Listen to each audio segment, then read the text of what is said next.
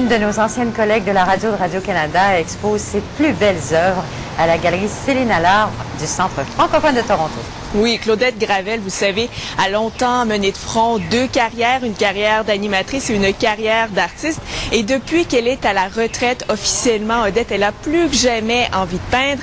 Et Claudette a décidé de profiter de ses temps libres pour faire le point sur sa carrière d'artiste avec une exposition intitulée Liberté 63, une exposition qui est présentée à la galerie Céline Allard. L'occasion de voir une centaine d'œuvres que Madame Gravel a créées entre 1986 et 2008, des tableaux bien sûr colorés, plusieurs visages empreints de tristesse, d'émotions lourdes à porter. Je vous invite à regarder l'entrevue que j'ai réalisée avec l'artiste de 63 ans qui est très énergique.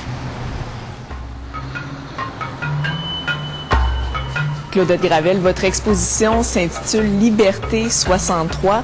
Maintenant que vous êtes à la retraite, vous sentez-vous plus libre que jamais? Êtes-vous plus inspiré que jamais?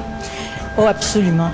J'ai vraiment ce sens de liberté, j'ai des ailes, je peux vraiment faire ce que je veux de mes journées.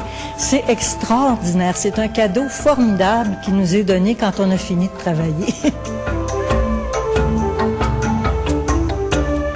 Qu'est-ce que représente pour vous cette exposition-là? C'est comme si je me vois complètement. De voir tout ça sur les murs, ça montre qui je suis, je pense, à plusieurs niveaux. Les gens me disent que quand ils entrent ici, ils se sentent comme pris dans mon monde. Et d'ailleurs, vous m'aviez fait cette remarque-là et vous n'étiez pas la première à la faire. C'est vraiment le monde de Claudette Gravel quand vous entrez ici. De la folie, il y a des peintures qui sont vraiment là, je me demande d'où est-ce qu'elles sont sorties, parce que je sais jamais d'avance qu'est-ce qui va arriver.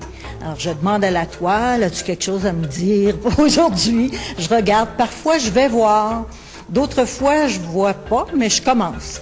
Et là, je me laisse entraîner. Ça, c'est ma famille. Vous avez peint énormément de visages au cours de votre carrière d'artiste.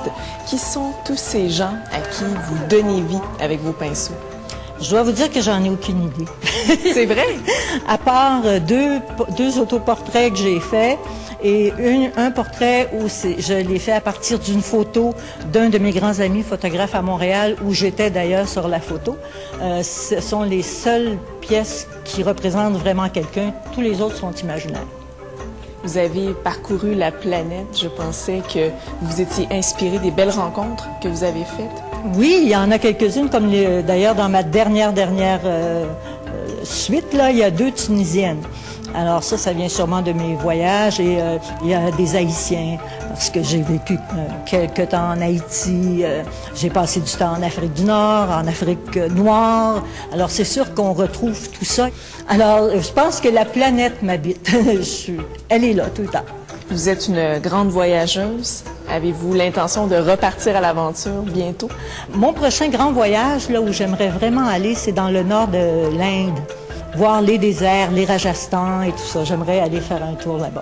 Mais toute la planète, là, je veux voir partout. Je veux voir, tant que j'aurai de la santé et suffisamment d'argent, je vais y aller.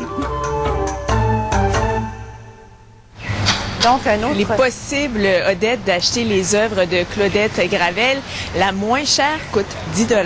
Ça, c'est vraiment donné. La plus dispendieuse, 600 $. Il faut savoir que 30% des sous amassés seront remis à sœur Marie-Eva Godette, une religieuse qui œuvre notamment auprès d'enfants démunis d'Haïti, une religieuse pour qui Madame Gravel a beaucoup d'admiration puisqu'elle a déjà fait du bénévolat à ses côtés dans le passé. Et on souhaite bon voyage pour la prochaine destination de Claudette. Ah oui.